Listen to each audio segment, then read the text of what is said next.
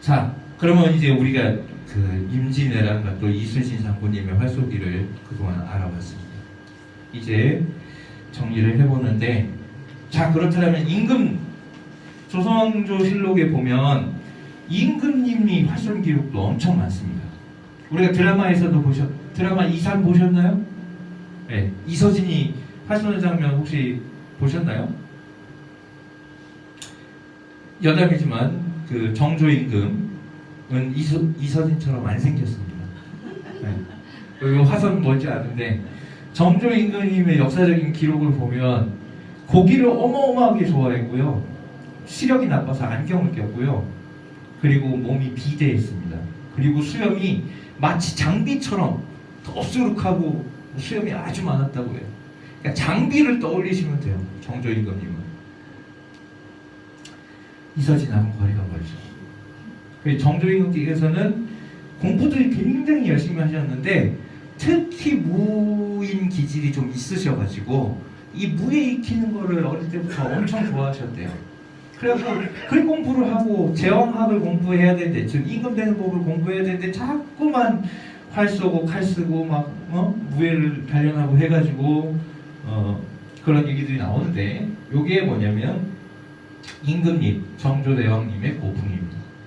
활쏘는 기록이에요. 이거 보시면 제1순 5중, 제2순 5중, 5중 4중, 여기 제10순이죠. 오늘날에는 9순을 쏘는 걸 이제 정순으로 부르는데 조선시대의 정수는 10순이었습니다.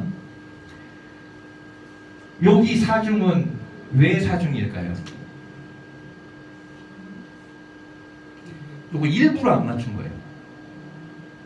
겸양, 임금으로서 이게 뭐냐면 조선시대의 종교가 뭡니까? 유교죠. 네, 유교는 우리는 지금은 철학이라고 생각하지만 그게 철학이 아니고 사실 종교거든요. 종교는 믿음이자 신념이자 반드시 지켜야 되는 거잖아요. 따라야 되는 거라고요. 유교에서 유교가 공맹의 말씀 아닙니까? 공자맹자님 말씀 아닙니까? 공자께서 말씀하셨거든요. 공자께서 한 말씀 중에 활쏘기 관련된 얘기들이 굉장히 많습니다. 그것들이 지금 오늘날 국궁장에 소위 말해서 궁도구교훈이라는 거에 다 녹아들어 있습니다. 거의 반구적이 하라 뭐 이런 내용들이 다 공맹 말씀입니다. 거기에 겸양, 덕을 쌓아라 이런 내용들이 있거든요. 군자는 활쏘기를 통해서 덕을 쌓아야 한다. 그러니까 이렇게 잘 쌓아놓고 내가 임금인데 마지막 한 발 정도는 못 맞추는 겸양의 미덕을 발휘한 거예요. 요게 정조의 활쏘기입니다. 요거 말고도 몇 번이 더 있는데요. 요게 제일 잘 쏜 건데 이렇게 잘 쏜 날이 몇 번 있습니다. 제가 기억하기로 5개인가 6개인가 이 정조 임금의 고풍이 남아있는데 비슷합니다. 쭉 잘 써놓고 또는 중간에 딱 가운데에 사중이 하나 있습니다. 맨날 마지막 발을 안 맞추면 또 일부러 안 맞추는 티가 나잖아요. 중간에 한번 빼는 겁니다. 그건 실력이에요. 쏘다가 어쩌다가 한 발 빠지는 게 아니에요.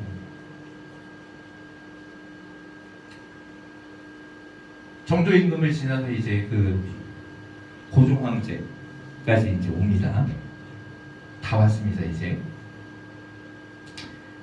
아시다시피 대한제국이 일제에 의해서 결국은 침탈을 당하죠. 우리나라가 침탈을 당하죠.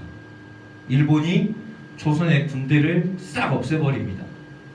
조선의 소위 말해서 90군대를 싹 없애버리죠. 그래서 국가시험도 없어지고 우리가 아는 조선의 무관들은 사라져버리는 겁니다. 이후에 신식군대로 대한제국 군대가 생기지만 그것도 결국엔 나중에는 없어지죠. 문제는 군대를 없애면 비록 시대가 발달해서 고종 임금님, 고종 황제 시대에는 이미 활은 무기로서의 효용이 사라집니다. 더 이상 활이 그 무기로서의 가치는 떨어지죠.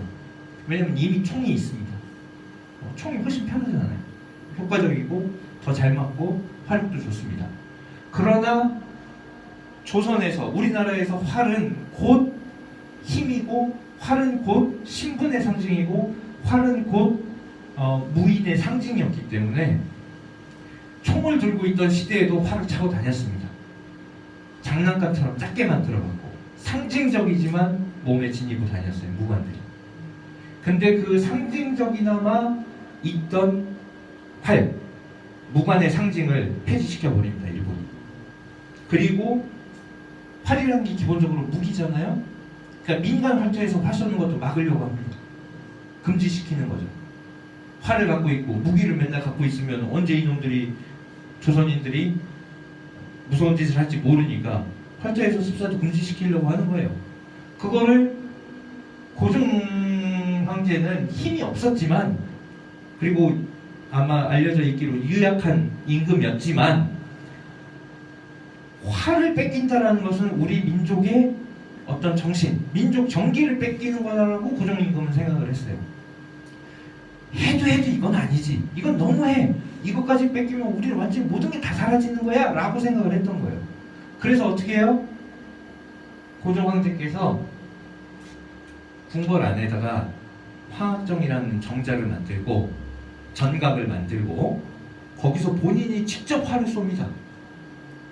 이게 고종 황제의 활이에요. 호미가궁이라고 부릅니다.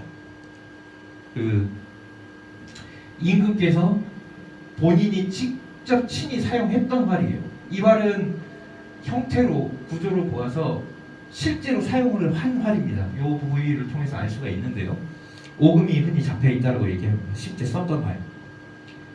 임금이 친히 이 화학정이라는 전각을 만들어 놓고 임금이 활 쏜다는데 아무리 일본 애들이지만 막을 수가 없는 겁니다. 비록 허수아비 임금이지만 활 쏘지 마세요 라고 할 수 없는 거죠. 그래서 임금이 활을 쏘니까 이거는 신체를 단련하고 심신이 건강해지는 것이다. 너네들이 활 못 쏘게 막는 것은 불가하다 해가지고 민간 활터에서 활 쏘기를 금지시키려고 했던 영이 서질 않습니다. 그래서 현재까지도 우리나라의 활 쏘기가 전해지고 있는 겁니다. 국궁 활 쏘기가. 그 화학정이 지금은 이제 아시다시피 일제가 우리나라 궁궐을 다 훼손을 하잖아요. 전각을 다 뜯어 없애고 궁궐을 다 훼손시킵니다. 그래서 궁궐 안에 있던 화학정 전각이 지금은 그 좀 더 뒤쪽 인왕산 쪽으로 가는 북악스카이에 가는 초입에 지금 자리하고 있습니다. 위치는 옮겼지만 이 전각은 그대로입니다. 그래서 여기 전각 지금은 문이 닫혀 있는데 평소에 이 문들이 다 열려 있는데 이 전각 한 가운데 이 고종 황제의 초상이 딱 걸려 있습니다. 그래서 흔히 국궁을 하시는 분들이 화학정, 서울에 있는 그 화학정을 국궁종가라고 부르는 이유가 여기 되어 있습니다. 완전히 사라질 뻔한 우리 활 쏘기를 그나마 지켜내신 게 고종 황제고, 고종 황제가 직접 세운 활터가 화학정이기 때문에 지금도 국궁의 1번지, 즉 국궁종가라고 불리고 있는 이유입니다. 이걸 통해서 조선의 공수이라는 책이 일제강점기에 등장합니다. 조선의 공수를 소개해드리는 이유는 일제시대에 편찬된 책인데 그 한글 학자이신 이중화 선생님이 쓰셨습니다. 여기에 닮은 서문 조선의 활을 논하는 말머리에 이렇게 적혀 있습니다. 조선시대에는 전쟁, 수렵, 잔치 및 활쏘기 연습용으로 사용한 활 10종 정도가 있었는데 정량궁, 예궁, 목궁, 철궁, 철퇴궁, 고, 각궁을 지칭한다. 정량궁은 국가시험에 사용하는 커다란 활입니다. 아주 세고, 예궁은 대사례, 향사례 같은 국가의 활쏘기 의식, 행사. 아까 말씀드렸죠. 유교국가라고. 유교국가는 선비의 나라고, 선비는 곧 활을 쏴야 되는 겁니다. 활을 쏴서 덕을 닦아야 되는 게 선비입니다. 그래서 활 쏘는 예식을 국가 중요 행사로 했고, 그게 바로 대사례, 향사례입니다. 공자, 맹자가 말씀하신 방법에 따라서 엄격하게 예를 갖춰서 활을 쏘는데 그게 바로 대사례 향사례고 우리나라에는 지금 이제 사라졌습니다. 전해지지 않습니다. 그 방법을 지금까지 안 바꾸고 그대로 쏘고 있는 게 일본입니다. 일본한테 활 쏘는 법을 전수해 준 게 우리나라랑 중국입니다. 근데 중국과 우리나라에서는 현대화를 식민지 뭐 이런 거 전쟁 이런 걸 겪으면서 그 문화가 사라졌어요. 이어지질 않아요. 일본은 전쟁 겪었습니까? 본토 마지막 폭 하나 맞은 거 말고는 없잖아요. 일본은 지금까지 대사례 향사례 때 활 쏘던 방법 그대로 활을 쏩니다. 그리고 우리는 흔히 많은 사람들이 일본 활 쏘기 막 욕하거든요. 그 욕할 게 아니에요. 일본이 특별히 무슨 의식이 있어서가 아니고 일본 사람들은 한 번 배우고 한 번 틀이 잡힌 걸 잘 안 바꿔요. 그게 그 사람들 속성이에요. 그냥 몇백 년, 몇천 년을 그냥 이건 이렇게 하는 거야. 그러면 그냥 그대로 하는 거예요. 그게 일본 사람들 그냥 성향이라서 그래요. 특별히 의식이 있어서 이건 우리가 반드시 지켜내야 돼. 이게 아니고 일본이 원래 그렇습니다. 근데 놀랍게도 대사례 향사례에서 활 쏘는 방법을 찾다 보니까 일본 사람들이 그대로 쏘고 있는 거예요. 그래서 소위 말하는 일본의 규도라는 것은 그것의 원류는 중국과 조선의 대사례 향사례다. 여기 목공은 나무 뿔을 쓰지 않고 이제 나무와 힘줄로 만든 활을 말하는 거고요. 철공은 금속으로 만든, 철퇴공은 쇠로 만든 커다란 활. 그 다음에 고는 동계공이라고 해서 말 탈 때 마상에서 쓰는 활, 좀 작은 활을 말하고요. 그리고 끝에 각공. 이 각공이 요즘 우리가 말하는 각공입니다. 활터에서 쓰는 각공. 어떤 활? 활 쏘기 연습용 활. 세월이 흐름에 따라 신식 무기가 등장하면서, 즉 총포가 등장하면서 활 쏘기 연습용의 각공만이 전할 뿐이고 이 수많은 활들 중에 다 사라지고 활 쏘기 연습용으로 사용하는 각공만 남았다는 얘기입니다. 기타의 것은 영원히 사라져 쓸모없게 되었으니 심히 안타까운 일이다. 이제 실물은 모두 사라져 그 힘으로도 그 형태를 보여주지 못하고. 요 얘기 보면 좀 이상하죠. 현대보다 조선시대는 그래도 아무리 군대가 사라지고 뭐 했다고 해도 조선시대인데에서 일제시대로 바뀐 지 얼마 안 됐는데 모두 다 사라지고 볼 수가 없다? 뭐 아직도 그래도 어딘가에는 활들이 남아 있었을 텐데 이 시대에 사진이 있었나요? 지금처럼 보편적으로 이 시대에 인터넷이 있었나요? 이 시대에 우편이 발달했나요? 있었을 겁니다. 분명 어딘가에는 구석에 활들이 있었을 텐데 이분들은 그 활을 접할 수가 없었던 거예요. 즉 관심을 갖고 찾아보려고 했던 사람들한테도 안 보인다라는 것은 사실상 사라진 거죠. 그림으로조차도 그 형태를 보이지 못하므로 글로서 그 제작을 설명할 도리도 없으므로 다만 가공의 제도를 설명할 뿐이고, 즉 현재 쓰고 있는 활 쏘기 연습용 가공을 제도를 설명할 뿐이고 다른 활들은 그 명칭만을 거론할 뿐이다. 요게 조선의 무술, 일제시대에 만들어진 조선의 무술의 서문, 활에 대한, 조선시대 활에 대한 서문입니다. 즉 뭐냐면 이 지경이 되다 보니까 고종 황제가 생각, 이러다면 우리나라의 활쏘기, 활이 몽땅 사라지겠구나. 이건 우리나라의 정신을 잃는 거다. 똑같은 문제의식을 갖고 있었던 겁니다. 다 사라져버려서 지금 시점에 그나마 남아있는 이 활쏘기 연습용 가공 이야기라도 정리해 놓지 않으면 진짜 완전히 다 사라져 버리겠구나 해서 활쏘기와 활에 관련된 대략의 내용들을 정리한 책이 바로 조선의 공술 이중화 지음입니다. 그래서 이 책이 오늘날 아주 가치 있고 귀중한 겁니다. 근데 우리는 이제 지금 시대가 달라져서 제가 쭉 사진도 보여드리고 설명을 드렸죠.